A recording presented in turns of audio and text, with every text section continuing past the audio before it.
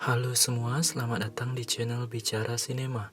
Nah, kali ini saya akan merecap alur cerita dari film Forgotten yang dirilis tahun 2017, di mana saya tertarik merekap film ini karena memiliki plot twist yang sangat menarik, dan juga film ini bergenre thriller misteri. Film ini berasal dari Korea, yang menceritakan tentang pembunuhan satu keluarga di mana pembunuhnya terkena amnesia dan coba dipulihkan kembali ingatannya. So, daripada kalian penasaran, ini dia alur ceritanya. Film dimulai dari gambaran sebuah keluarga yang dimana terdiri dari dua orang anak laki-laki, yang dimana adik laki-laki yang bernama Jin Seok dan sang kakak yang bernama Yu Seo. Mereka berempat sedang melakukan perjalanan ke tempat tinggal yang baru. Setelah sampai di kediamannya, Jin Seo merasa sudah pernah berada di sana, namun itu hanya pikirannya saja. Diceritakan kakak Jin Seo yang bernama Yu Seo merupakan anak yang cerdas. Ia selalu mendapatkan juara di kelasnya, dan ia juga merupakan lulusan dari universitas terkemuka. Sehingga jika ada masalah di rumahnya, ialah yang mampu memperbaikinya. Ia juga orang yang baik dan sopan, tidak merokok maupun tidak bertutur kata yang kasar. Tetapi karena sebuah kecelakaan yang dialami kakaknya 1 tahun yang lalu mengakibatkan kaki kirinya agak pincang dan menghambat setidaknya dalam berjalan. Setelah sampai, mereka bergegas merapikan barang-barang yang ada dan menata kembali barang-barang yang dipakai. Pada sini nih, terlihat film mengambil latar waktu tahun 1997 yang terlihat dari kalender yang dipasang Yu Seo. Setelah mereka selesai merapikan barang-barang, mereka melanjutkan makan malam bersama. Di tengah asik makan malam, Jin Seok mendengar sesuatu dari atas, seperti ada yang jatuh, di mana bunyi itu berasal dari sebuah kamar di lantai 2. Kamar itu tidak boleh dimasuki oleh siapapun, karena merupakan perintah dari pemilik sebelumnya. Tak lama suara itu muncul kembali, yang membuat Jin Seok penasaran akan hal itu. Ketika sudah selesai makan, Jin Seok mencoba masuk ke kamar itu, namun segera ketahuan oleh kakaknya, dan malah berkata bahwa Jin Seok perlu udara segar. Yu Seo pun mengajak Jin Seok keluar kamar, walaupun saat itu hujan sedang turun. Di sana mereka berdua berbincang satu dengan yang lainnya, namun tiba-tiba Yu Seo ditelepon ayahnya untuk membantunya mencari sesuatu. Karena Yu Seo merupakan anak yang dapat diandalkan, ia pun bergegas menemui ayahnya. Sembari menunggu kakaknya datang, Jin Seo menikmati indahnya malam dengan lagu dari headphone-nya. Karena tak kunjung datang, akhirnya Jin Seo memutuskan untuk kembali pulang dan menemui kakaknya. Di perjalanan menuju ke rumah, Jin Seo melihat kakaknya sedang dikeroyok orang tak dikenal. Melihat hal itu, ia cepat-cepat ingin membantu kakaknya. Namun kakaknya terlebih dahulu dibawa pergi oleh orang itu. Karena tak sempat mengejarnya, Jin Seo hanya mampu mengingat mobil dan juga plat nomornya, yang mana nantinya dapat berguna bagi para polisi. Melihat kejadian itu, keluarga mereka memanggil polisi untuk mencari keberadaan Yu Seo dan meminta keterangan Jin Seo. Jin Seo mengatakan kepada polisi bahwa ia tidak mengingat wajah para pelaku, namun hanya mengingat plat mobilnya saja. Ternyata plat mobil yang dipakai pelaku itu adalah plat bodong, yang mana plat itu banyak sekali dipakai oleh mobil yang lainnya. Di sisi lain, polisi mempertanyakan apakah benar plat yang dihafal Jin Seok benar adanya atau tidak, karena rupanya Jin Seok menderita sebuah penyakit, yang dimana menjadi pertimbangan para polisi. Namun Jin Seok kekeh bahwa plat mobil itu benar yang membawa kakaknya. Hari demi hari terus dilalui, di mana para polisi terus mencoba mencari keberadaan Yu Seo, namun hasilnya nihil. Setelah 19 hari, akhirnya Yu Seo pulang dengan keadaan yang baik-baik saja. Namun setelah dicek oleh dokter, Yu Seo tidak mengingat apapun setelah kejadian itu, yang dimana ia didiagnosa menderita amnesia yang disosiatif, dan satu-satunya cara dengan cara menunggu. Setelah kejadian itu, Jin Seok merasakan ada yang aneh pada kakaknya, di mana setelah makan pagi, Jin Seok melihat kakaknya sedang berjalan, Namun yang anehnya, kaki kanannya menjadi pincang, bukan kaki kirinya. Namun kakaknya tetap mengelak dan lekas pergi. Scene berpindah di mana Jin Seok sedang belajar untuk mengikuti seleksi universitas. Karena kelelahan, ia pun tertidur di meja belajar. Namun, tiba-tiba kakaknya datang dan menghadapkan isi pensil ke wajah Jin Seok, seperti halnya ingin menusuk wajahnya. Namun, kakaknya bergegas untuk pergi dari rumah. Ternyata hal itu diketahui oleh Jin Seok, dan ia sembunyi-sembunyi membuntuti kakaknya pergi. Di sana, Jin Seok merasakan adanya keanehan lagi, di mana ia melihat kakaknya berjalan dengan normal, seperti sedang tidak pincang. Ia terus mengejar kakaknya, hingga sampai akhirnya ia sampai di sebuah tempat yang gelap, yang sepertinya aneh saja kakaknya berada di sana pada tengah malam. Di tengah perjalanan, ia melihat dua orang yang berbicara dengan kakaknya. Dua orang itu sama seperti dua orang polisi yang datang ke rumahnya. Karena ketahuan, ia dikejar-kejar dua orang itu, sampai akhirnya ia tertangkap dan diberi obat bius. Keesokan harinya, ia terbangun di meja belajarnya, dan ia terkejut melihat kakaknya yang sudah berada di kasur. Padahal kemarin ia melihat kakaknya berada di luar rumah. Karena ketakutan, Jin Seok terus menghindari kakaknya, karena dipikirnya ia bukan kakak aslinya, yang berbeda dengan sebelumnya.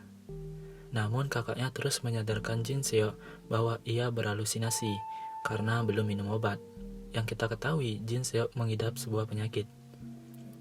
Jin Seok pun percaya dan segera meminum obatnya. Setelah minum obat, ia kemudian membereskan buku-buku yang ada di meja belajarnya. Pada saat membereskan bukunya, ia melihat isi pensil yang mana sama persis yang dilakukan oleh kakaknya kemarin. Dan ia tersadar bahwa apa yang kemarin ia lihat itu benar dan bukan halusinasi. Ia pun bercerita pada ibunya tentang hal itu. Dan faktanya, ternyata selama ini ayah, ibu, dan juga kakaknya bersekongkol ingin membunuhnya. Ia mendengar sendiri ibunya sedang menelpon ayahnya dan bercakap dengannya. Ia pun menyuruh suaminya untuk pulang. Dan di saat itu, Jin Seok juga mencoba untuk kabur. Di tengah pelariannya, ia dikejar dengan suruhan orang tuanya. Dan di sana terjadi aksi kejar-kejaran, dan sampai akhirnya Jin Seok dapat selamat dan masuk ke kantor polisi. Di kantor polisi, ia ditanyakan berbagai hal, namun pada saat ditanya umur oleh polisi, ia menjawab berumur 21 tahun. Di sini baru terbuka fakta yang sesungguhnya, bahwa sebenarnya Jin Seok berumur 41 tahun, yang dimana sekarang sudah tahun 2017. Masihkah kalian ingat dengan kalender yang dipasang kakaknya pada saat itu, di mana tertulis tahun 1997, yang dimana Jin Seok mengira ia masih berusia 21 tahun. Dan benar saja, saat ia bercermin melihat wajahnya, ia sudah tua seperti orang yang tidak berusia 21 tahun. Ternyata selama ini ia dibohongi oleh keluarganya. Ia pun kembali ke rumahnya dan masuk ke kamar yang tidak boleh dibuka itu. Dan di sana tiba-tiba datang kakaknya serta kedua orang tuanya. Nah, di sini akan lebih jelas lagi mengapa ini bisa terjadi. Ternyata pada tanggal 20 Desember 1997 telah terjadi pembunuhan di rumah itu, tetapi polisi tidak dapat mengungkap siapa pelaku pembunuhan itu. Keluarga korban yang kesal akhirnya mencoba untuk mencari sendiri siapa pelakunya. Mereka membayar seseorang untuk menuntaskan kasus ini. Ternyata setelah diselidiki terungkap satu tersangka, yaitu Jin Seok sendiri. Tetapi setelah diinterogasi, Jin Seok tidak mengakui perbuatannya dan tidak mengingat kejadian itu, karena Jin Seok menghilangkan memori-memori pada saat kejadian itu.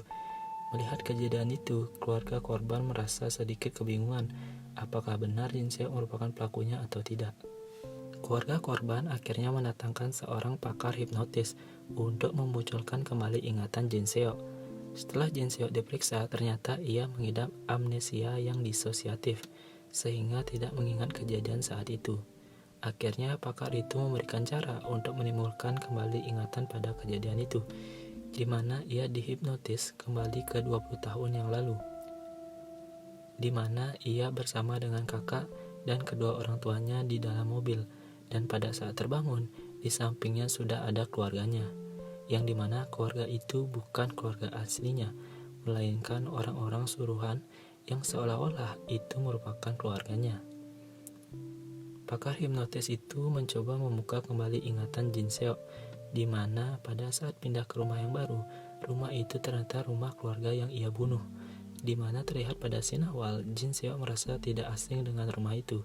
Suara-suara yang berada di kamar atas pun ternyata buatan mereka, yang membuat Jin Seok penasaran dengan kamar itu. Ternyata kamar itu adalah kamar terjadinya tempat pembunuhan. Melihat fakta itu, Jin Seok pun mencoba untuk kabur dari kejaran orang-orang itu, karena ia meyakini bukan dia pelaku pembunuhannya. Setelah berhasil kabur dari kejaran mereka, Jin Seok malah tertabrak mobil yang mengakibatkan ia masuk rumah sakit. Di rumah sakit, memori Jin Seok terbuka kembali, di mana terlihat flashback kejadian masa lalu, ketika keluarganya yang meninggal saat mengendarai mobil dan hanya dirinya dan kakaknya saja yang selamat. Namun kakaknya harus mengalami operasi agar nyawanya dapat diselamatkan. Melihat hal itu, Jin Seok terus bekerja keras untuk mencari uang agar bisa menyelamatkan kakaknya. Di tengah keputusasaannya, tiba-tiba Jin Seok mendapatkan pesan dari seseorang yang menawarkan pekerjaan. Ternyata pekerjaan yang dimaksud ialah menjadi pembunuh. Melihat tawaran itu, ia kebingungan akan mengambilnya atau tidak.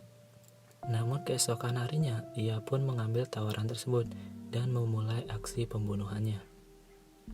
Seseorang misterius itu memberikan alamat rumah yang akan dibunuh dan memberi syarat, di mana syarat itu adalah yang dibunuh hanya ibu dari keluarga itu dan tidak dengan anak-anaknya. Akhirnya ia melakukan aksi pembunuhannya. Pada saat ingin membunuh ibu itu, ia merasa hilaf dan membatalkan aksinya. Si ibu pun diperbolehkan kabur dengan tidak berteriak. Namun hal tak terduga datang, di mana anak perempuannya tiba-tiba datang dan berteriak karena melihat Jin Seok yang sudah membawa pisau. Jin Seok menyuruhnya jangan berteriak, namun anak perempuan itu terus berteriak hingga akhirnya sampai di kamar atas dan tidak sengaja menusuk anak perempuan itu. Melihat anaknya sudah tiada, ibu itu pun berteriak dengan kencang, yang mengakibatkan Jin Seok menusuknya. Ia pun menyesali akan hal itu dan pergi dari rumah itu. Pada saat ingin keluar rumah, anak laki-laki dari keluarga itu terbangun dari tidurnya dan menanyakan Jin Seok akan keberadaan ibunya.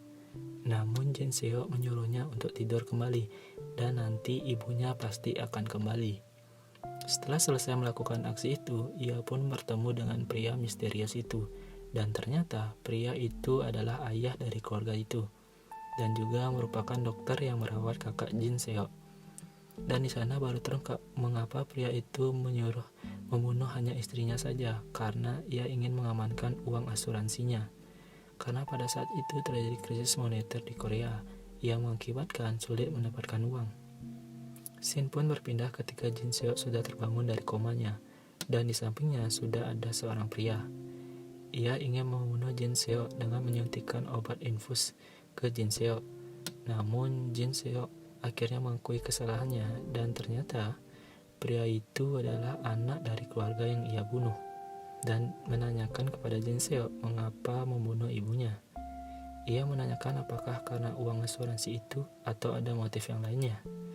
Jin Seok pun tidak menjawabnya dan hanya menjawab bahwa ini adalah salahnya.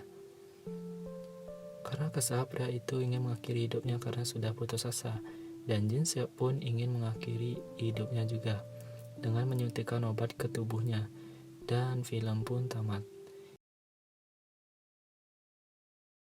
Nah, itu dia ulasan alur cerita dari film Forgotten. Film ini sangat menarik, dan apabila kalian menonton secara langsung, pasti kalian akan bertanya-tanya kemana alur cerita ini akan berakhir. Karena memang film ini mengajarkan plot twist yang sangat menarik, yang membuat penonton pasti bertanya-tanya. So, terima kasih semuanya yang sudah menonton. Have a nice day.